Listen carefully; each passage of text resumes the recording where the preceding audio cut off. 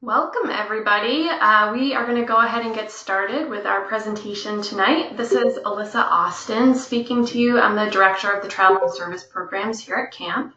Hello everyone, and my name is Becky McCluskey, and I'm the Assistant Director here at camp. Great. And so for tonight's presentation, we expect this to take probably around an hour, maybe an hour and 15 minutes with questions. And I just want to orient you to your screen. Sorry, we have a helicopter going overhead. I'm not sure if you all can hear that. Just want to orient you to your screen. So you should be able to see our presentation right now. It says agenda at the top. And then over on the right-hand side of your screen, you should be able to see where there's like a little chat button. So we are going to take questions at the end of the presentation, but because there's going to be so many people on the call, we'd appreciate if you can just type in your questions. We also appreciate it if you hold questions until the end because we have a lot of information to cover tonight, and likely we'll answer your questions along the way. And then just a couple other notes. If you can please be sure to mute your microphones just so that we don't have a lot of feedback coming through, that would be helpful. And then just in terms of our agenda, we kind of break this presentation into thirds. So the first part of the program is really about going over our core program parts, which include things like our leadership development program, how homestays work, cultural exchange, and service learning. And then the middle, we're going to get into each of the programs to give you some specifics about what you will see on your program. And just as a note, you know from our emails that we lump all of our South America programs together into one presentation. And the reason for that is that a lot of these programs have a lot of similarities. And so we often will reference other programs throughout each of those slideshows. And then at the end, we're going to wrap it up with what we call the TSP nuts and bolts. That's really useful information and logistics such as packing questions, how healthcare works on the program, transportation, and things like that. We've asked you for a lot of paperwork leading up to the summer, so we're just going to take a second to pull up an example account to point out some key pieces of your online account. So the first part to note is it shows your account balance on the left-hand side.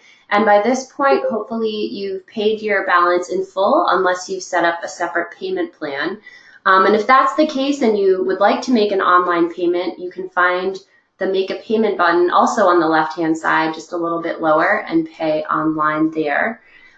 We ask that everybody check the first two names listed under your account members. If you click on the name, it will pull up information for you, including your email address. And if you could just double check that that email address is typed correctly and that it's an account that you check, that's really helpful for us because that's how we'll mainly be in touch with you leading up to the summer. If you scroll down, that's where it shows you your incomplete tasks and forms. And so this is a list of all the paperwork or items that we still need from you along with their due dates. One form that was due on April 1st that's really important to us is the camper wellness form. And this includes information about any allergies or dietary restrictions your child might have. So please make sure you fill that out at least as much as you can at this point because we need that information for our host partners. With all of those forms, once we receive an item, sometimes it takes a few days for us to process the paperwork on our end, but once we get it, it will be removed from that list. So that list should only be showing you the items we still need to receive from you. And then if you need to upload your physical at some point, you can do that in the Document Center, which is if you scroll up towards the top, and click on Additional Options. The Document Center is the second from the bottom. And so with all of your online account information and all the forms that we need from you, if you ever have any questions or just confused about anything, please just reach out to us. You can send us an email or give us a call, and we'd be happy to help you out. In addition to the paperwork, there are a few other details we ask families to stay on top of. And so connected to your paperwork is your passport. If you don't have one yet, please apply for one ASAP. And if you do already have a passport, we just encourage everybody to look at the expiration date on it for us. you need to make sure that your passport is valid for 6 months beyond your return to the US. And so we always check that as people send passport copies in to us, but it's helpful if you take a look at that as well. And so you are welcome to mail your passport into us ahead of time if you won't be needing your passport for traveling leading up to the summer. But if you would rather just hang on to it, that's also fine. Please just make sure you remember to bring it with you to camp at check-in day. As I mentioned before, make sure you're checking your online account. You can get paperwork into us early as well if you're excited about that. I know we are. One of the items on your checklist is to make sure that you get an updated physical, and that is listed as being due on May 1st on your online account. If your physical is scheduled for after May 1st, that is completely fine. We just ask that you reach out to us to let us know when you're intending to meet with your physician, and we can update your online account. Otherwise, we might send you emails asking for that form and you don't have it yet. So letting us know is helpful. In addition to seeing your regular physician, we encourage everybody to also see a doctor at a travel clinic because doctors there can give you advice on vaccinations for traveling and also just general information on how to stay healthy. Before you visit the travel clinic, we recommend that you print off and read through the health memo that Alyssa emailed out last week. That gives details on where the group will be traveling, and the doctor will definitely want to know that information at the clinic.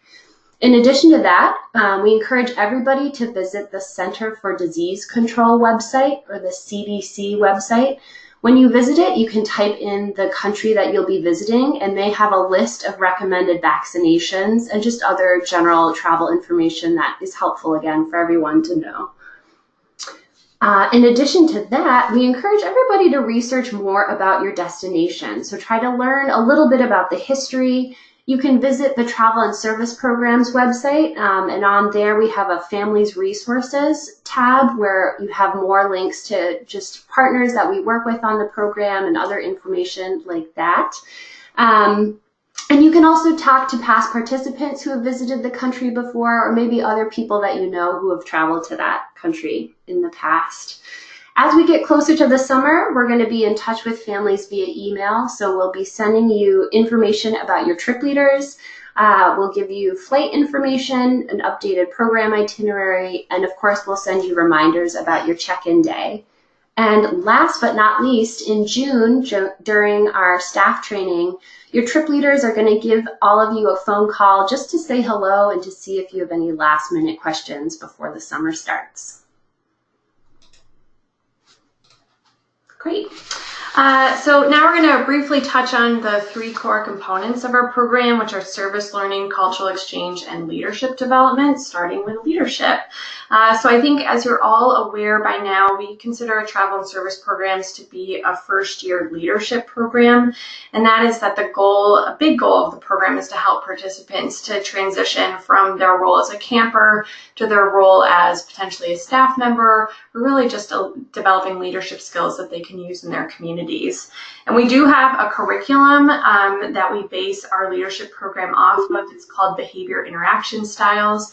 You don't need to know a lot about it now because you'll learn all about it once you get up to camp during your orientation. But really the whole essence of it is that it teaches participants that there's many different ways to be a leader, and that we really want to help you narrow in on what things you are particularly good at. So a lot of the program is going to be about you practicing leadership and then reflecting on the goals that you have for yourself and your strengths and things that you want to work on throughout the program. You will meet with your trip leaders 3 times formally throughout the program, during orientation, about midway through your trip, and then also during your debrief to talk more formally about your leadership development process and just what goals you have for yourself. And then we document all of that in something we called a CCR, and are also known as a camper leadership record, even though the letters don't line up there. But that document is really for you. It's not meant to be an evaluation. It's more just for you to track your own progress, and then we'll send you a copy of that at the end of the program. And then we always get questions from participants and parents just curious about what exactly you will be doing on your trip in terms of practicing leadership. We do have a program called Leader of the Day, where you'll find on your trip that each day there'll be a designated participant, LOD, who, with the guidance of their trip leaders, will take on a lot of leadership tasks that day. So they might help to wake the group up or prepare a meal. They might work with the host partners or service partners to prep the group on a service project. You could run a debrief or cabin chat. So your trip leaders, once you get to camp, will talk to you a lot more about the specifics of your role in the program in terms of leadership. Your group will do some tourist activities, but we try as much as possible to help you learn about the local culture in authentic ways. And so, again, as I mentioned before your program starts, we really encourage you to learn more about the history, about the government, holidays, other major historical events that are connected to your destination, because then on your program, you might get the chance to visit government buildings and certainly some museums, and knowing the history will really help you better understand the culture that you're in. And so some of the other ways you'll be learning about the culture include spending time with a host family and maybe visiting a local school with your host sibling. That's a really great way just to better understand the day-to-day life experiences of people in that location. You'll also get involved with community-sponsored programs and service projects, and then you'll also be involved with different activities and classes and maybe even winter camps through the YMCA. Great. So we do service on TSP, not just to serve, that is important, but also to connect and learn about the places that you're going to be traveling to. And we really want participants to enter a service project, not just with the mindset to help, but really to learn and show compassion for the people they're visiting with. Ideally, we want to empower the communities that we're visiting and really help our participants build relationships. So that's really at the foundation of the way that we think about service. For all of our programs, you can expect to have an average between 40 and 50 hours of service completed. And we do try to have a pretty good mix of physical service projects where you might be building something, and social service projects where you will be working with people. And we'll talk a lot more once we get into the program-specific slideshow part of tonight, just about what types of service projects you can expect on your program. And then at the end of our program, we do write up a service letter for you that just outlines all of the hours of service that you complete, because we do know a lot of schools have requirements for volunteer hours, and usually that letter will suffice that, but if you do have additional paperwork you need to fill out, just feel free to send it our way. We purposely partner with YMCAs that have strong youth and teen programming. And so throughout your program, you'll have lots of opportunities to work with local teens through your homestays, your service projects, maybe a camp experience, and definitely time at the Y. And so on these trips, we really encourage you to push yourself to kind of step outside your comfort zone and outside the comfort of your ICEP group and get yourself to meet other teens. Make sure you're ready to ask lots of questions, and connected to that, try to learn a little bit of Spanish if you don't already know some, because even if you just know a few keywords and phrases, that shows right away to people that you're curious about them and you want to learn more. So all of these programs do have homestays, and they average between 5 to 12 nights. And the way that the homestays are structured is that typically you would stay with your family at nighttime, and then during the day, most days you would meet back up with your group. We do like to have a couple days, perhaps a weekend, where the participants are staying just with their family so that they can get some fun daytime activities in. And that's really just for you to create stronger relationships and really get a better sense for the culture that you're spending time in. We do encourage participants to bring a homestay gift just to show some gratitude. You probably saw that on your packing list. We always get lots of questions about what types of gifts are appropriate. The key thing is that it does not have to be expensive or extravagant. Usually it's the more simple things that are great, something that's packable. We do recommend food items are always great for these countries, so things like some nice chocolates, maple syrup, And also just like small gift things. It could be like a wall calendar or a candle, anything that's kind of like a host gift is a great thing. And then in addition to that, we do recommend that participants, if you want just some ideas about how to break the ice with your family, you can also bring some photos with you. I know that maybe is a little bit outdated to have printed photos, but we think it's fun. Yeah, so just bring some photos from home. So, because your homestay family would really enjoy to see pictures of your family, if you have any pets, you know, your town, what your house looks like. It just really makes it more of an exchange.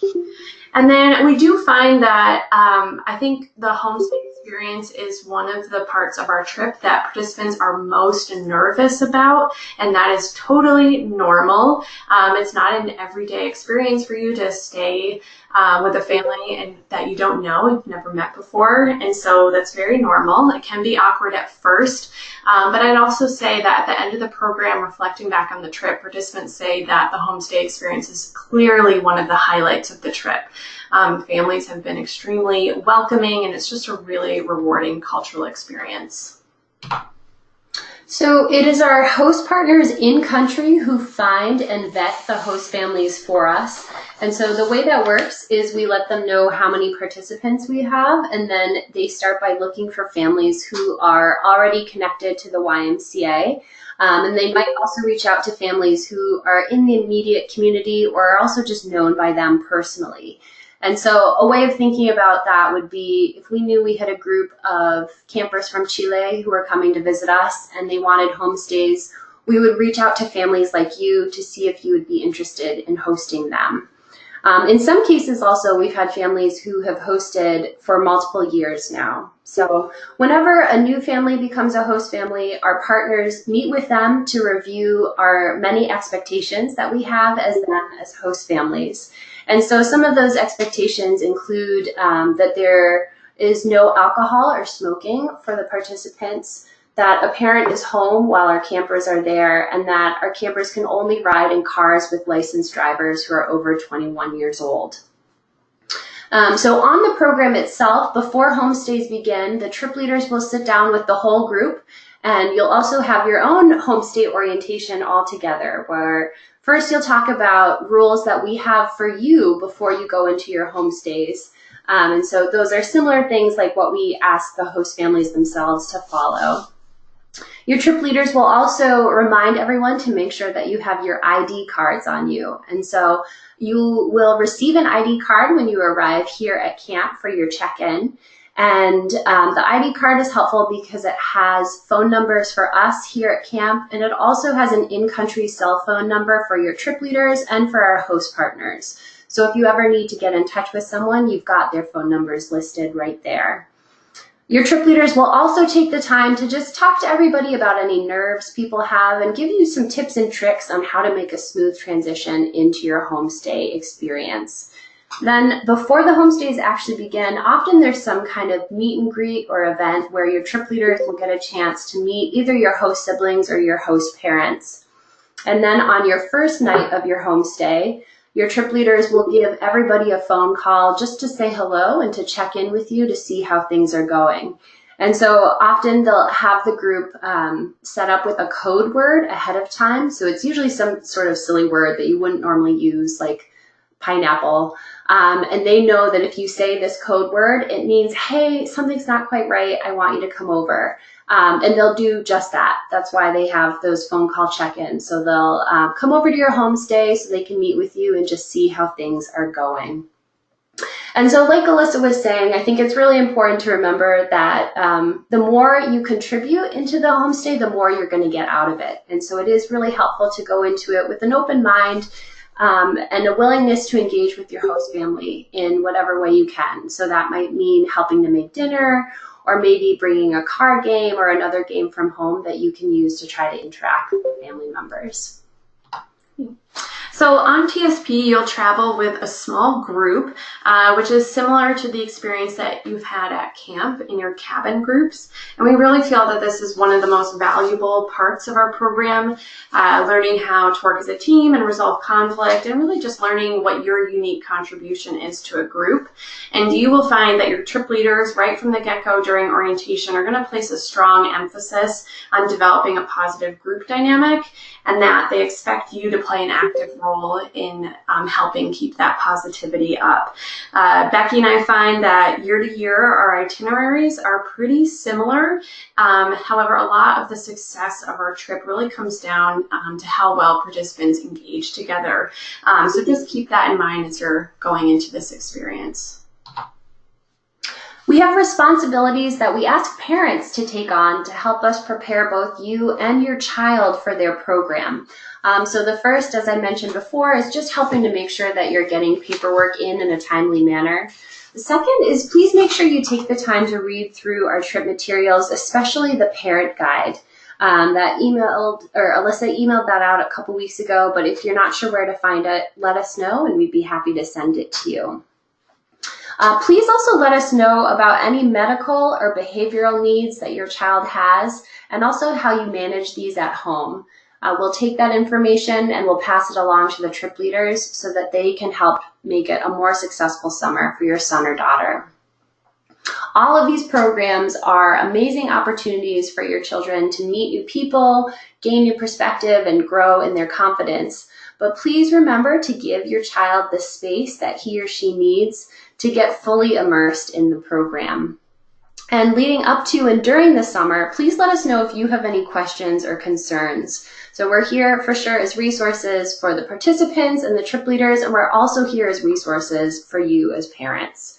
And during the summer, you can go on vacation while your child is on their program, but we must be able to reach you by phone or email. And just as parents have responsibilities, so do our participants. I'm just going to go through that list. So first, of course, active engagement in the program. We certainly encourage you to try new things. You're going to be coming into contact with a lot of new experiences on these programs, and definitely try things to get the full experience.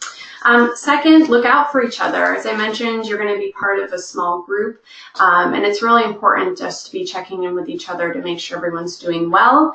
And in addition to that, looking out for yourself. You all are teenagers, so I'm sure you all take care of yourselves in your home worlds, but I think it can be very different when you're traveling to a foreign country. It's really important just to look out for yourself and make sure that you're feeling well. So that's things like staying hydrated, wearing sunscreen, and of course, if you're not feeling well, to communicate your needs to your trip leaders. They're really there to support you throughout the program, but they can't help you if they don't know what's going on. Next, personal responsibility for your belongings. So you are going to be responsible for carrying your passport, as well as any money that you bring on the program, and any other personal things. So if you're going to bring a camera, for example, you really need to be on top of making sure that you don't lose those things. So if that's something that you struggle with now, I definitely encourage you to be practicing at home so that you'll feel very confident once you get on the program. Similar to actively engage in the program, expand your comfort zone. As I mentioned, there's going to be a lot of new things that you're going to be faced with on these programs, and we want you definitely to push that comfort zone a little bit, not too far until you're really nervous or anxious about something, but definitely try to branch out so that you can learn. And last but not least, to of course be a positive representative of Becket-Chimney Corners as well as the U.S. All right, so now we're going to jump into our slides that are specific to each of our programs, and we're going to start with ICEP Peru. So this is for ICEP Peru 1 and 2. The programs really do mirror each other. They're just a little bit staggered in terms of the dates. And so the group is going to fly into Lima, which is the capital city, and that is really going to be their home base for the program. They will do some excursions outside of the city. They'll go to a winter camp, which is just south of Lima. They'll do some service projects in a place called Independencia, and they'll also take a flight to Cusco for about a week before coming back to Lima. So this is a view from inside the Lima YMCA. It's located in a section of town called Puerto Libre, and it's a really large community center. So inside the Y, there's a kindergarten, there's a lot of classrooms, so there's like dance classes that are going on, language classes that are all serving the community. There's also a small restaurant inside, and while the group is here, this is also where they will be lodged throughout a lot of the program, and you can really expect dorm style housing. They have some bunk rooms for our participants, and there is internet access here, so you will have access to computers, so you can Skype home or send emails and things like that.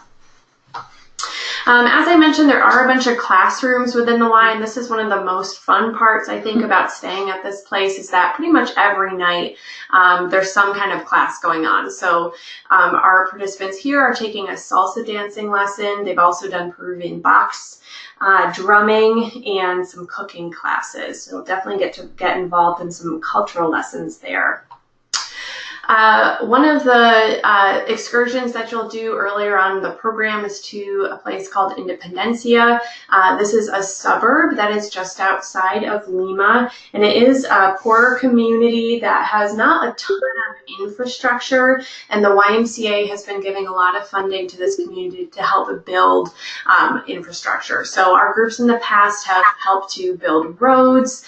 They've helped to construct a medical center there. It typically is pretty hard work, so you definitely will work hard here. You definitely will get dirty, so it's important to bring some work clothes that you're okay getting pretty messy.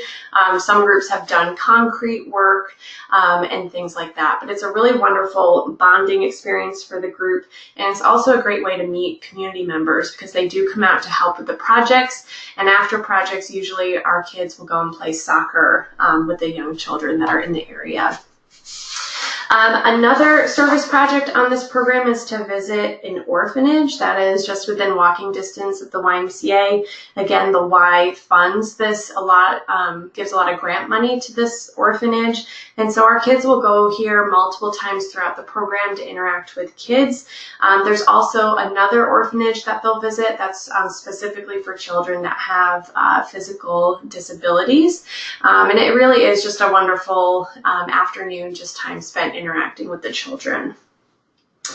We often get some questions about whether or not it's appropriate to bring gifts for the kids, and we've kind of, initially we would accept gifts, but I think it's actually better not to, and we'll leave that up to our trip leaders and the group once they're down there if they did want to give a gift to the orphanage, just to make sure that it's really fairly done and that our host Y feels comfortable with that.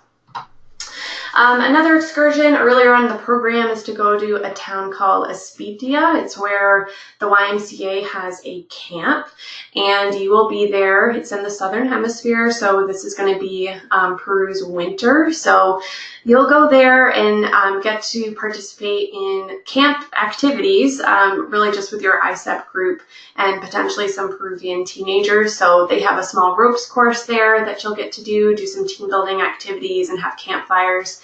And then the other half of the time that you're there during the daytime, you'll be doing service projects. And it's really like work weekend type projects, just prepping the camp for the upcoming summer season. And in the past, our groups have helped to restore turf, which is what you see in this picture. They've done some tree planting, some basic like painting projects and things like that.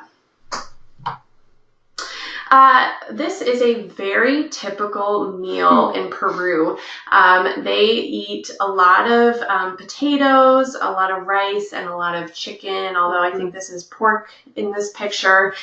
There is a restaurant, a small restaurant that's within the YMCA, and that's where a lot of your meals are going to be eaten. You'll also eat some meals outside at restaurants, and of course up in Cusco, the majority of them are out at restaurants. I will say one complaint that we've gotten about food on this program is that there's not a lot of fresh vegetables, and that is partially by design, just because it is really important to be mindful about not getting any contaminated water on this program, so you want to stay away from like salad greens and things like that. But our trip leaders do supplement the diet with like peeled fruit and things like that, just so you can get fiber, but I would say that fiber pills are not a bad idea. And then towards the end of the program, you'll take a flight up to Cusco. And I say up to Cusco because Cusco is at 11,000 feet in elevation, whereas Lima is at sea level. We do have some participants experience some like mild altitude sickness. We haven't had anybody severely sick in the past. But our host partners do work it into the itinerary, knowing that it's really important to get a really full day of rest before starting to go out and explore the city. So once you arrive in Cusco, you'll really just head to your hotel to hydrate, drink some tea, and just rest for the rest of the day. And then after that, you'll head out into the city and get to explore Cusco. And part of that is going to be going on something that they call a real city tour. And this is a really great kind of behind the scenes look at some of the way that certain people live in Cusco, particularly older indigenous cultures. And so our groups have gotten to go see like a brick factory, but factory is a loose term because they're really making all the bricks by hand. They've also gone to a Quechua village to learn about weaving and farming, and they'll also see a lot of sites just in like the Sacred Valley area. So prepare yourself for lots of beautiful Incan ruins. And then you're going to take a train to Aguas Calientes, which is the small town just at the base of Machu Picchu, and you will stay there one night, and the following morning you'll get up very early in the morning and take a bus up to Machu Picchu to try to catch the sunrise above there. So you'll spend about a day here before heading back to Cusco and then back to Lima. And then once back in Lima, you'll go into your homestays. By now, you've had enough interaction with the teenagers at the Y that it actually for this group is a pretty comfortable transition because you already know your homestay siblings. And you'll spend probably about 5 or 6 nights, I believe, in this homestay. And that really wraps up the program. The homestay teenagers will bring you to the airport to say goodbye before you go home. So next up, we're going to talk about our ICEP Uruguay program. We've been running this program since 2013, but our partnership with the Montevideo YMCA actually extends back much further to the 90s, when we used to have an ICEP program that would visit a few different countries in South America. And so it's been just a real pleasure getting to revive this older partnership. So the group is going to fly in and out of Montevideo, which is the capital city in Uruguay. And right when you land, you're often greeted by a large welcoming committee that includes our host partners as well as a large group of teenagers. And these teens will later be your host siblings in the second half of the program. And so it really is just like a tremendous warm welcome to the country. And you'll spend the first day or two going on walking tours of the city, just getting used to being in a new place. And you'll also have lots of time to hang out with those teens and play different games with them at the Y. So from Montevideo, you'll drive about 2 hours to the west out to Camp Artigas. And Camp Artigas is where you're going to spend the first half of the program. And this is in a really beautiful rural area that's on the river called Rio de la Plata. And while you're there, the camp does have a little like fake castle that you see in this picture. But aside from that, it is fairly similar to Becket-Chimney Corners in that you'll be staying in cabins and your group will be eating in the dining hall. You are going to get the chance to spend a lot of time with other teenagers on this program. So while you're at Camp Artigas, you'll meet a new group of teenagers from a tiny town called Nueva Helvetia, and they're going to come out to camp with you, and they'll do a service project with you, and you'll also go out on a day trip with them to visit some of the surrounding areas. And they will become your host siblings in your first homestay. You'll also take part in a 3-day winter camp at Camp Artigas with those teens from Nueva Helvetia, as well as the teens that you met when you were in Montevideo. So again, lots of great time with other teens. One thing that's really good to know is that in Uruguay, people tend to stay up very, very late at night and then wake up very, very early. So please make sure that you're getting enough sleep, and talk to your trip leaders if you need to incorporate some nap time into your days. From Camp Artigas, you're going to head out on some day trips to rural schools in the area to complete some service projects. And so when you go out to these schools, you'll get the chance to spend some time with the kids there, just potentially teaching them some very basic English. It's really more to get them excited about the English language, to encourage them to keep learning it. And you'll definitely answer a lot of questions about yourself in Spanish. And have the opportunity to run different games and maybe some songs with those kids. So definitely bring a lot of enthusiasm and ideas of things that you've learned here at camp.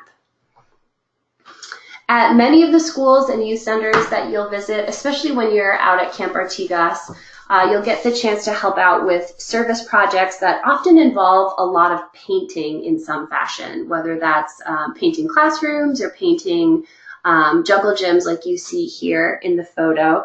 So it's really helpful that you bring clothes that will keep you warm on the trip, but also that can get really dirty and or covered in paint. And one thing to know is that our host partners often need to change the itinerary or the service that's scheduled for the day because of the weather, especially if it's rainy. They might need to cancel a painting service project. And also generally, plans just tend to be a bit more fluid in Uruguay, so don't be surprised if and when plans with the itinerary change a little bit. You'll also head out on a day trip to Colonia del Sacramento, which was founded by the Portuguese and has a lot of Spanish and Portuguese influence. And this is one of the oldest towns in Uruguay, and you'll get to visit this town again with the teens from Nueva Helvetia. And you'll explore the historic quarter here, which is also a UNESCO World Heritage Site. And you'll also visit a museum to help learn a little bit more about Uruguay's history. So food on ICEP Uruguay is very delicious, and there is a lot of it, especially meat. So with breakfast tends to be a slightly smaller meal of maybe something just more basic like toast and jam. Lunch tends to be a bigger 2-course affair that's often served around 1 p.m. And then there's something called merienda, or snack time, which you'll have every day between lunch and dinner. And then dinner itself tends to be a very large meal that's served very late in the evening. So in your homestays, you might be eating dinner around 9, 10, or even 11 p.m. at night. So we have had vegetarians and campers who are gluten-free on these programs, and we've been able to accommodate both. But again, it's helpful for us to know ahead of time so that we can talk to our partners about it. It's also fine for you if you know you have dietary restrictions to bring supplemental snacks, just because there is a lot of eating on this program, and if you want to make sure you have things that you also enjoy eating while everyone else is eating, it's nice to have. So on this program, there are 2 homestays, as I mentioned before, so you want to make sure that you're bringing 2 gifts. Your first homestay is in Nueva Helvetia, and that will be a shorter homestay of about 3 nights.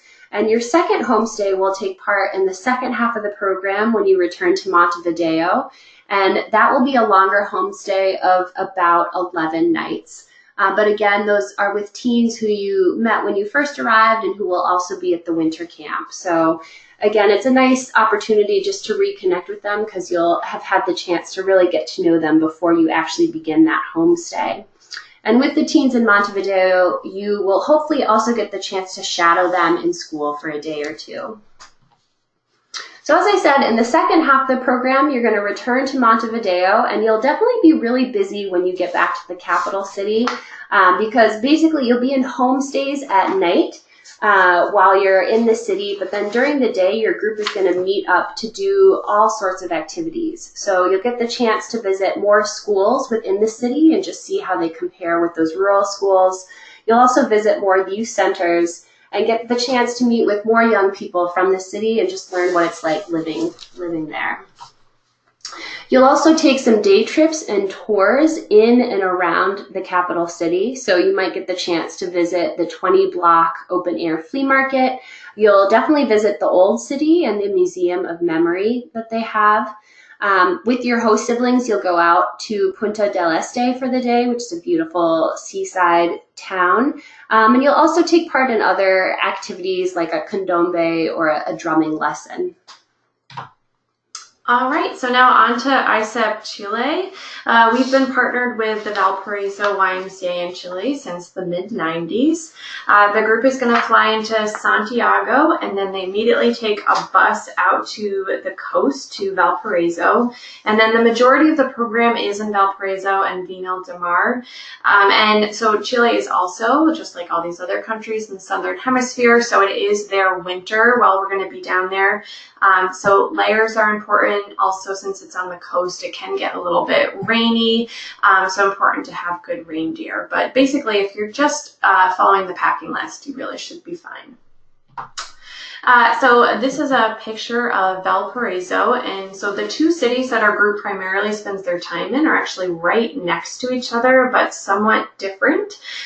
So Valparaiso is the home of our YMCA, also the home of the Pablo Neruda House. It's a really beautiful seaside town that's very famous for its street art and the maze of staircases because it's right on the hillside. And then the neighboring city, which is Viña del Mar, is a little bit different. It's more of like a coastal resort town. It's a little bit wealthier, a lot of beautiful like manicured gardens and some nice beaches. So you'll get to spend time in both of those locations. This is the outside of the Valparaiso YMCA, which is going to be your home base for the program. So our hosts have reserved the top floor of this building for our group. So that's where you will stay, and you can expect, again, like dorm style housing. They have bunk beds and things up there for you. You'll also have access to YMCA classes that go on, so they do have a lot of fun like fitness classes that the group gets to join in on.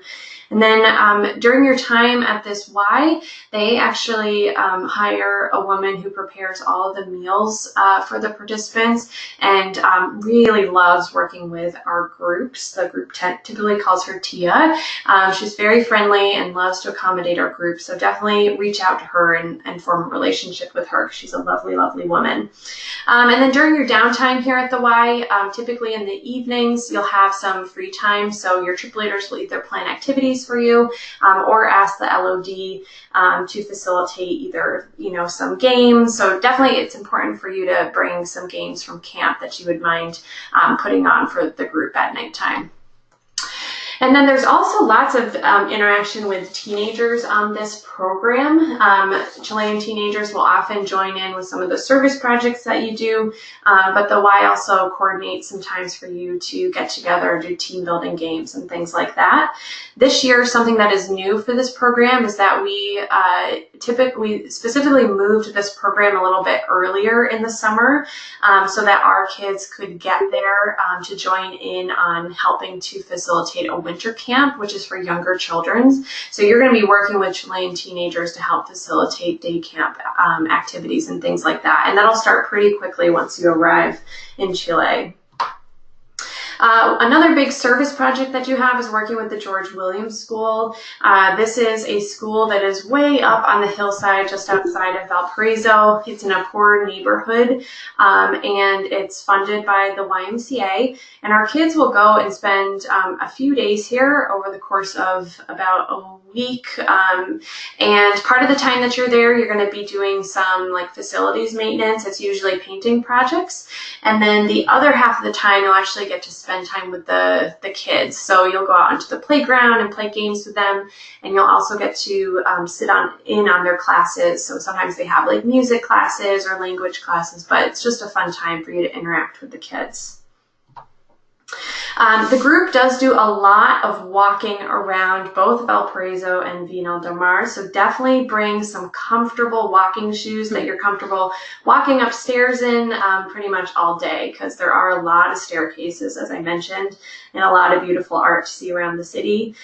You will go to the Pablo Neruda house. If you don't know who that is, definitely look it up. He's a poet, has really beautiful poetry. It's just a really interesting museum to go to.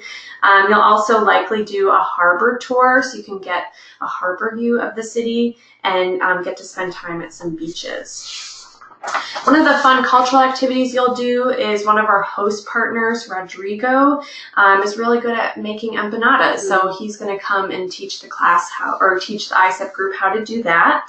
And then something that our group started last year, which we decided to continue forward for this year as well, is that they put together like a Thanksgiving meal to really just give back and give thank you to the hosts who put so much work into this.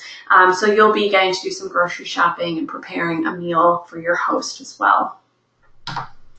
ICEP Chile has one of the longest homestays of all of our programs, so it's a 12-night homestay. Some of our homestays are paired, some of our homestays are alone, and we typically get a lot of questions for all of our programs, whether or not participants can be alone. Some prefer that, or if they can be paired. It really depends on the program and the families, like how big their homes are and how many participants they can accommodate. So if any of you do have specific preferences, definitely reach out. We're happy to send along the request. We just can't make any specific guarantees. And then another fun part of this is, as you are getting to know the Chilean teens at the YMCA, you'll get to participate in like a retreat. There's a really beautiful camp that is outside of the city that's up in La Campana National Park, close to the Andes Mountains. And so you'll go there with the teens for a weekend and get to play games with them, have a campfire, and really have some good cultural exchange interaction. Great, so now we're going to head into the final portion of our presentation tonight, where we focus on logistics that pertain to all 4 of your programs. So first, when it comes to luggage, what you bring, it really just comes down to personal preference. You're welcome to bring a backpacking backpack if you'd like, but I'd say most of our campers end up bringing just a large rolling suitcase. The important things to keep in mind is you must be able to carry all of your belongings yourself. You need to make sure your bag weighs less than 50 pounds, and we highly encourage you to leave room for souvenirs that you'll pick up on the trip itself. In addition to your checked bag, we encourage everybody to also bring a small backpack or something like whatever you use for school as a carry-on item, because that works really well on your program itself for any time that you have a day trip. And then when it comes to packing, as Alyssa said, please make sure you follow your packing list closely.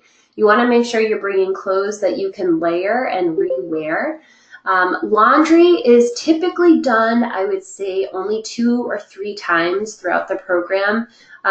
If it's done at the YMCA, our trip leaders will buy the laundry detergent and will help get the group motivated to get going and take care of their laundry.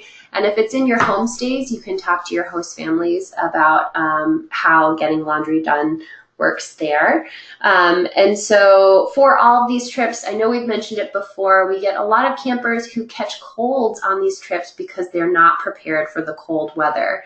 So please make sure you're bringing warm layers and a good rain jacket as well. In addition to those items, we encourage everybody to bring just a small bag with you to camp that you can leave behind at camp while you're on your program. And that's so that if you end up packing items you decide you don't need, you can just store them in that spare small bag. And you can also keep a clean pair of clothes in that bag so that when you get back to camp, you've got something nice and clean ready for you. And we'll store that here for you and then make sure it's back in your housing when you return from your trip. And last but not least, if you play a musical instrument that's small enough to travel with, we encourage you to bring it with you. It's really great having some music and being able to share your talent with the rest of your group and the teens that you meet. So if you play the guitar, for instance, camp is happy to pay to check that for you. Or if you just have other small games that are really fun to play, bring those along as well, because there's always some downtime on the programs, and it's nice to have something to bring the group together. Great. So we can accommodate a large array of food allergies and dietary restrictions. As Becky mentioned, we just need to know it ahead of time. So it's really important that that is listed under the BCC YMCA health form. And then if you have any special concerns, definitely feel free to call us, because we're happy to talk to you in more detail about how food works on these programs and make sure that you're accommodated.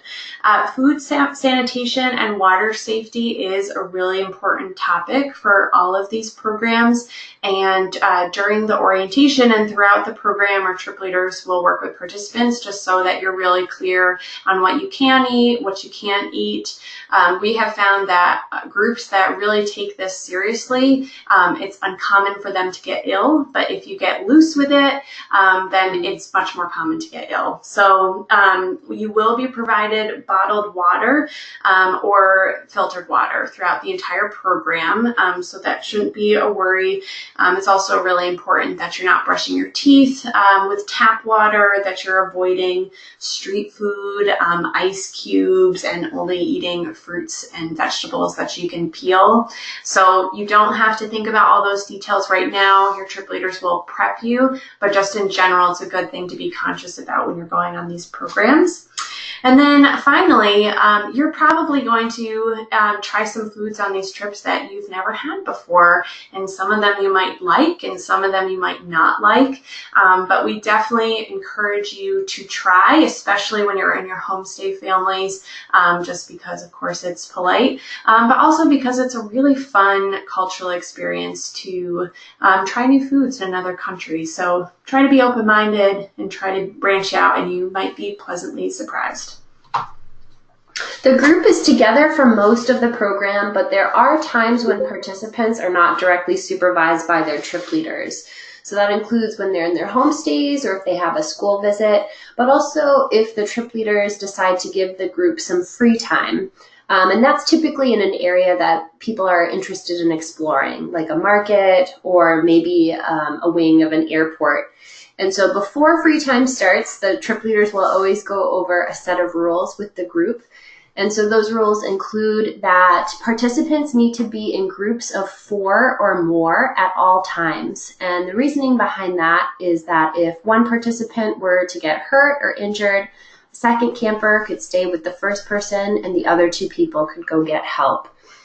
In addition to that, the trip leaders will always set designated boundaries. So if you're in like a downtown area or a market, they might say a couple city blocks that you need to stay within, or in an airport, they might say you need to stay within this particular wing of the airport. And they will also always set a check-in time and a set meeting location so that you know when and where to meet back up. Great. So we have hired all of our trip leaders, and we are going to send out their leader bios next week. So you can expect to get that via email. But I do want to talk just a little more generally about our group of leaders and their qualifications. So all of our trip leaders are 21 years old or older and are all certified in wilderness first aid and CPR. And between like 90, 95%, I think it's actually closer to 100 this year, come from within our organization. So that means that they've either worked at the camps as counselors or program staff, or they've come from the Berkshire Outdoor Center.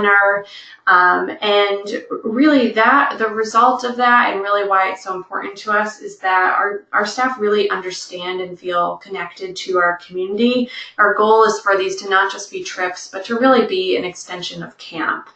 And then just in terms of qualifications, we look for leaders that have a lot of experience working with teenagers, of course, show good judgment skills and have experience leading off-site programs because it's very different from the on-camp experience.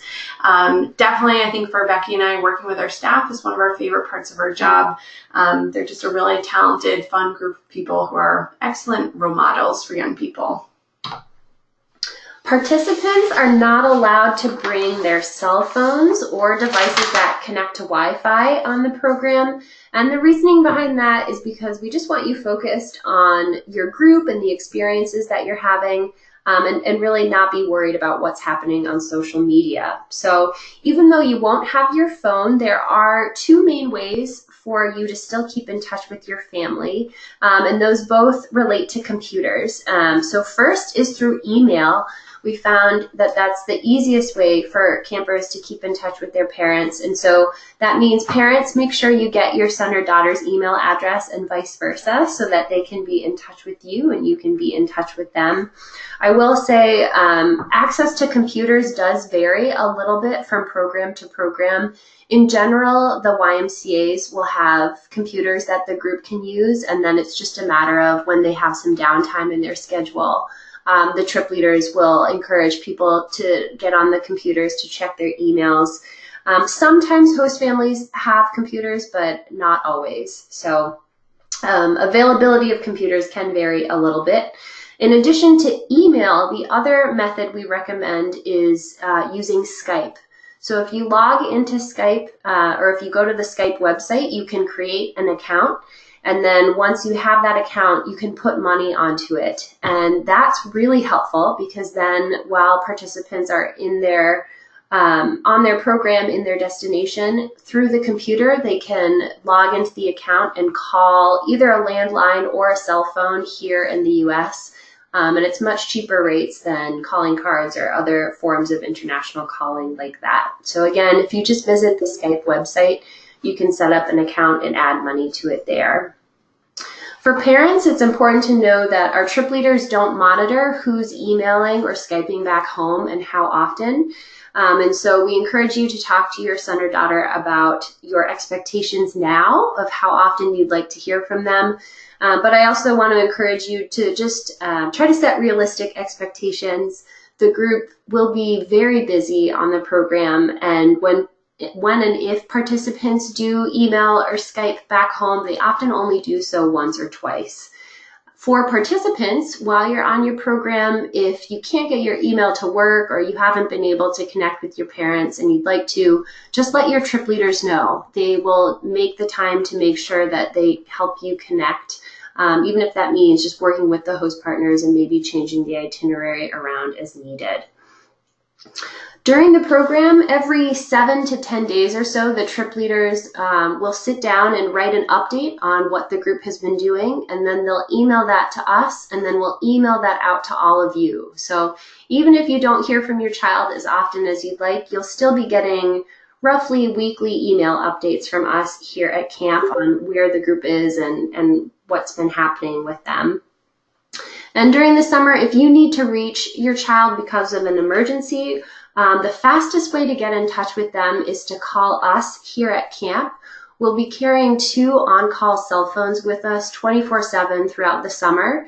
And so we'll give you the phone numbers for those cell phones when you arrive at your group check-in.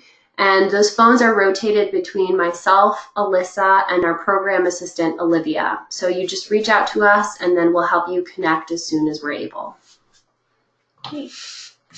So as much planning as we put into these programs, we do understand that unplanned events can happen. And so we want to talk to you a little bit about how we prepare for more major emergencies that could happen on the programs. First, in terms of major resources, we look at the State Department and the Center for Disease Control. The State Department issues travel warnings and advisories, and we do closely monitor those throughout the year and especially during the summer months. when our kids are in countries. And the CDC, or the Center for Disease Control, is really our best resource for health recommendations. We do encourage families to go and check out those web pages. The State Department has a whole section that's just about travel. You can look up the country that participants are going to and read all the warnings and advisories, but they also just have some useful information about the country. One thing to note is that just because there's an advisory issued for a country does not necessarily that it means that it would affect our group. So when we see those, we're really comparing that information to the actual itinerary and activities that our group is doing throughout the program. So just as an example, if something happened in Florida, we wouldn't necessarily be concerned about it in Massachusetts. So just to be mindful of. And we also look to peer organizations just to get assistance when issues come up. And then our program partners are probably one of the key resources that we have, and because they're the ones who are really designing the programs, they're really familiar with the itinerary, and of course are just in proximity to the group because they're hosting them. And they also just have on-the-ground knowledge of the local resources. So we certainly would rely on them heavily if a major issue were to come up. And then we do enroll all of our participants in the STEP program, or the Smart Traveler Enrollment Program. And this is really where we're just giving information about our participants, our group, what our program is, as well as an itinerary, so that the State Department is really aware that we are there and they know where we are. So if there were an issue that came up, they would be able to contact us back in the U.S.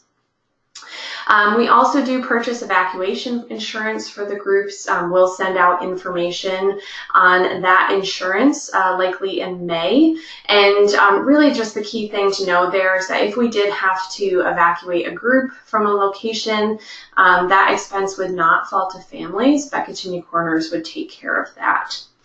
And then last, I put just when to cancel, when to evacuate up here, because typically when things come up on program, it's typically not a black and white situation. So, you know, if we had an earthquake, a major earthquake that happened in the city that our group was, that's pretty clean-cut decision. You just bring the group home.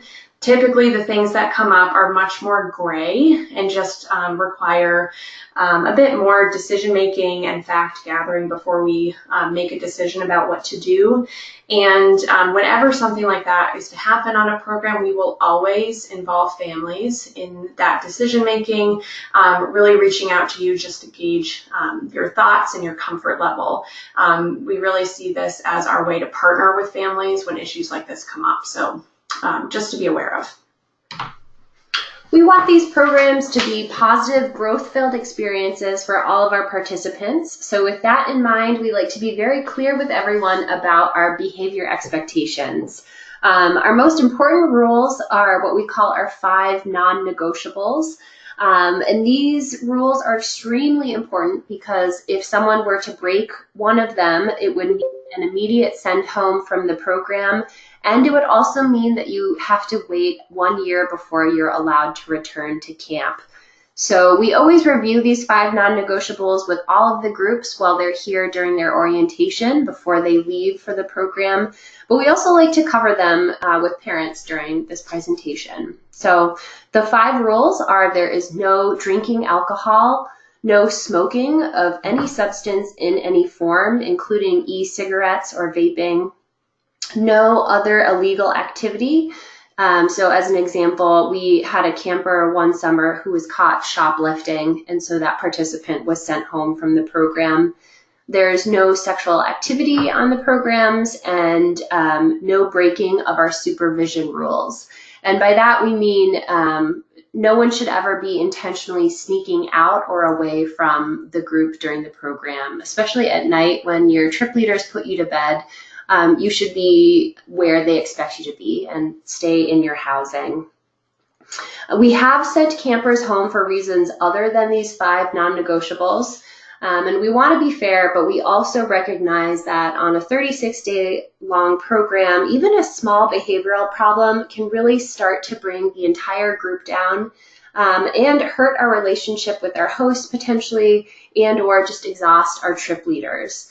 And so if there is some type of behavioral issue, typically we follow a 3-step process where first your trip leaders will pull you to the side and make it clear what it was that they saw that was inappropriate and what their expectations are of how you need to change that behavior.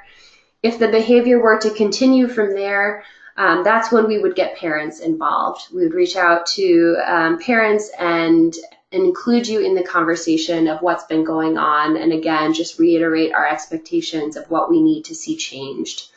If that behavior were to still continue, that's when we would begin the process of sending someone home. Great. We place a strong emphasis on risk management for all of our programs. However, accidents, injuries, and illnesses do occur on our programs, and we're going to talk to you about how we manage those. As I mentioned, all of our trip leaders are trained in wilderness first aid and CPR, and they do carry first aid kits with them, but they're not medical professionals, and that's where we really do differ from the structure of the on-camp experience. Because of this, we tend to be a lot more conservative when it comes to making decisions around participant health care.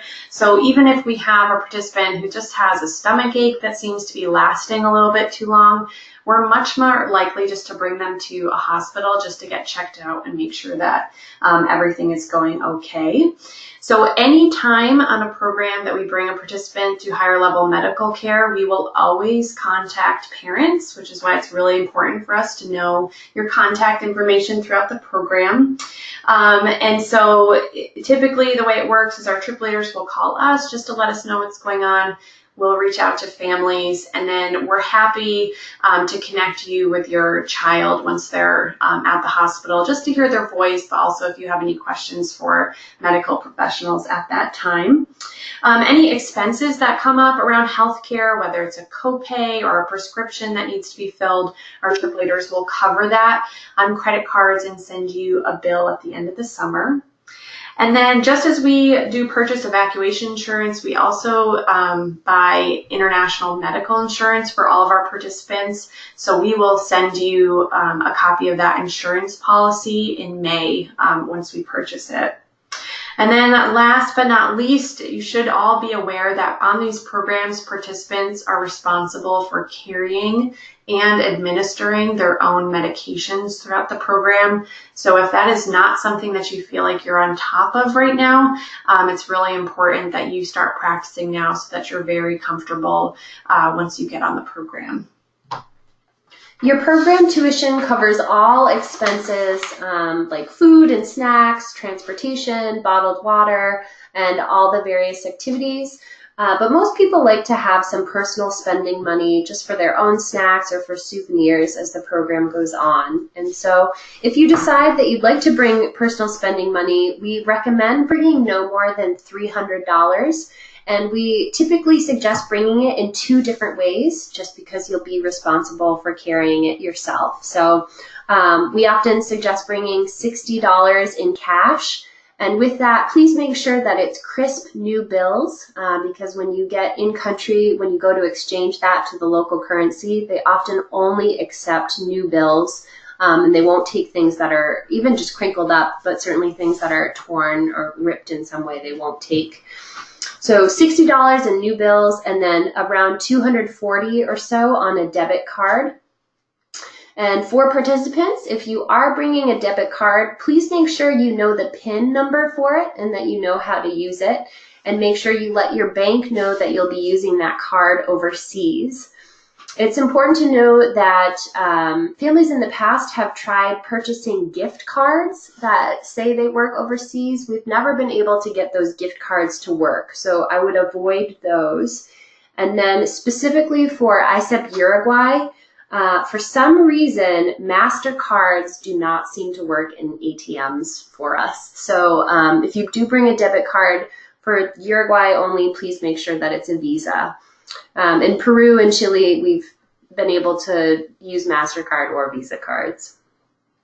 And so again, participants, you'll be responsible for carrying your own money as well as your passport and your camp-issued ID card. And your trip leaders will have camp issued credit cards, and they can give cash if for some reason you run out of funds or if your card isn't working. But before they do that, we always reach out to parents first to get your permission. And if you say yes, then the trip leaders will make note of the amount that they withdrew. And then often our credit card company and the ATM also have a small fee that also gets attached to that transaction, but we'll just send bills to families for that at the end of the summer. Great. So at this point, we have booked all the flights for our groups, and we will send you out the itineraries in May. But I can tell you the airlines that the groups will be flying on. So ICEP Chile and both Peru programs are on LAN or LAN Airlines. And then Uruguay is flying with American Airlines. If you do want to get a frequent flyer mile program, you're welcome just to go to the airline website and sign up for their program. And you can just send either Becky or myself your flyer number, and we'll get that logged in with our travel agent. And then throughout the program, outside of flights, just the types of transportation that are used are for transporting participants from camp to the airport and back. We do go through a local bus company called Dufour, so we're contracted with that. And then in country, you can expect to be using buses primarily. Our host partners do book all the transportation, so they're private buses that they hire just to transport the group around from place to place. Very little public transportation on these programs, but it is possible, especially during the homestay experience, if that's how families get around the city. Our groups always spend a couple of days together at camp before and after their program for their orientation and their debrief. And so please make sure you check your parent guide for your specific check-in date and time. Unlike when you are checking in for camp, with TSP we have set times when each program is supposed to arrive. So please check that closely. All of our check-ins and check-outs take place at the Chimney Corners Sign Barn, which is across the street from the administration building. And during the check-in, we start by giving a brief presentation covering a lot of things similar to what we just discussed this evening. And then families will say their goodbyes, and that's when campers begin your orientation with your trip leaders. And so during that time, you do a lot of different just icebreaker and team building activities so that you get to know one another a lot better and get more comfortable with each other. You might also write a group contract, and you'll get started talking about the leadership curriculum and just what that might look like on your program. At the end of your program, once you come back to camp for your debrief, that's when you wrap up your leadership paperwork with your trip leaders, and then the group will also work together to put together a slideshow that you present to your families at the group checkout. All right, wonderful. Well, thank you for hanging in there with us. You've made it to the end of the presentation. We're now going to open it up to any questions that you have. So if you do have a question, you can type it into the chat box, which is over on the right-hand side of your screen, and we'll just give it a few minutes to see if anybody has any questions.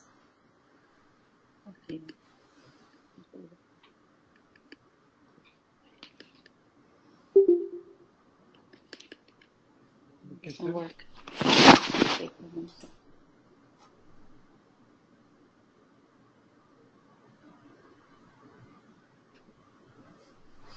All right, so for the Peru program, how often do the homestay families speak some English?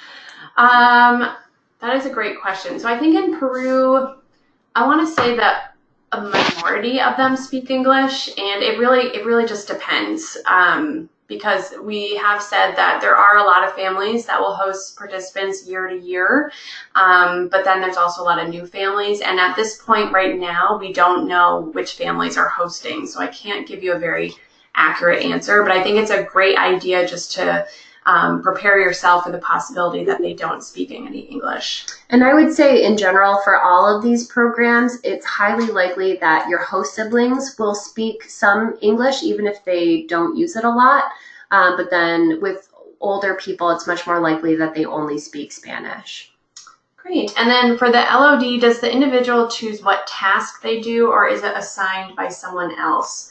So the way that LOD works is that you would be assigned to be the leader of the day for that day, and you would work with your trip leaders on a variety of things. And I think typically most trip leaders will sort of work out like a set number of tasks that like every LOD does. And then I think if there's an LOD that has a particular interest in something like running cabin chat or something like that, you could take on that task. But you're not going to be forced into doing anything that you're really, not comfortable in doing or just feel like it's over your head. So it really is, you're working with your trip leaders to sort of stretch yourself a little bit, but not so much that you're really anxious about it. For the Peru trip, are the homestays in pairs? Yeah, and so again, if you're interested in specifically having a single homestay or a paired homestay, you can let us know, but we can't guarantee anything because it really just comes down to the families and how much space they have in their homes. So just be in touch if you have a specific request. So how many leaders per trip and where do they stay? So we always have 2 trip leaders on all during homestays. Oh, sorry. Great. We always have 2 trip leaders on all of our programs. And then in addition to that, I don't know that we talked about this a lot, but we have host partners in country. And so there's usually one main host that we work with throughout the year. But then when the group arrives, your group could be working with anywhere from 1 to 4 or 5 host partners who are employed by the local YMCA.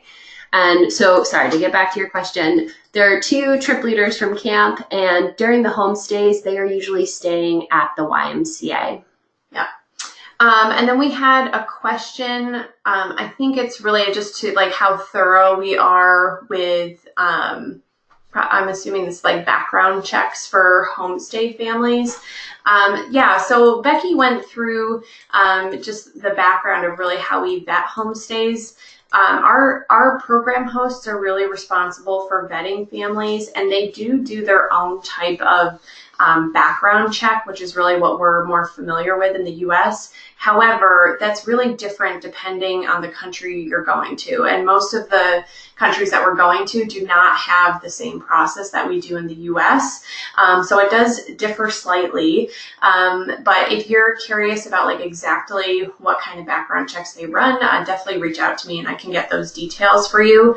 But a key thing about the homestay families is that they are families that are known to the YMCA and are part of their community. They're not just advertising to random families in the cities that we're going to be hosts. So it's families that are already invested in the programs, that have teenagers that go to the Y and are really well known by our hosts. And of course, they do go through our own orientation so that they learn about our specific rules and regulations. Yeah, and on these programs specifically, all of these destinations have really strong teen leadership programs. And so those really are the families that our partners are focused on connecting with and seeing if they're interested in being homestay families. Great. And then we had a question about clarification around electronics. So no phones are allowed, but the question is the same true for other small electronics like MP3 player or a Kindle? So you are allowed to bring an MP3 player or a Kindle as long as it doesn't connect to Wi-Fi. And so again, we just don't want participants being distracted by the internet, but it can be helpful, especially on plane rides or bus rides, to have music that you want to listen to or books to read without having to carry 5 large novels with you. Yeah. Next question, since it's winter in Peru, is there any concern about mosquitoes? So it is winter in Peru, but it's also different than our winter. So, it can get as low as like the 30s or 40s, but it can also get up into the 60s.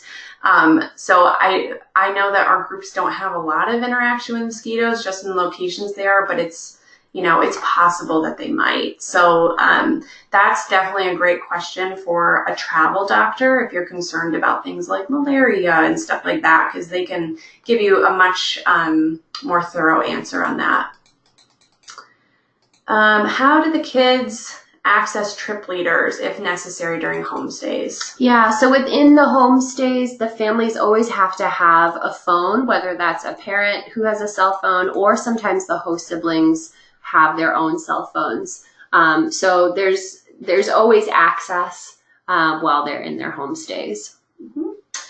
And then we have a question about how when participants are in their homestays, how do they commute from the house back to the Y to basically meet up with the group, specifically by themselves. So homestay families are responsible for getting participants from the home to the YMCA or whatever the meetup location is. It usually is the YMCA. So we do require an adult to be with them. Sometimes, depending on the proximity of where the home is to the Y, they might have like an older teen sibling travel with the participants, but they will not be traveling by themselves. Great. In Chile, do the groups meet during the day, during the weeks they are in their homestays?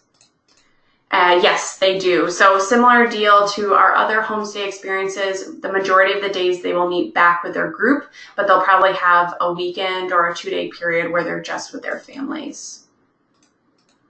Great. I think we just answered that question. Great. All right. Well, I think that might be the end of the questions. So we're going to wrap this up. Just wanted to thank everybody for spending the time with us tonight. And if you do have any other questions that come up, do feel free to get in touch with us.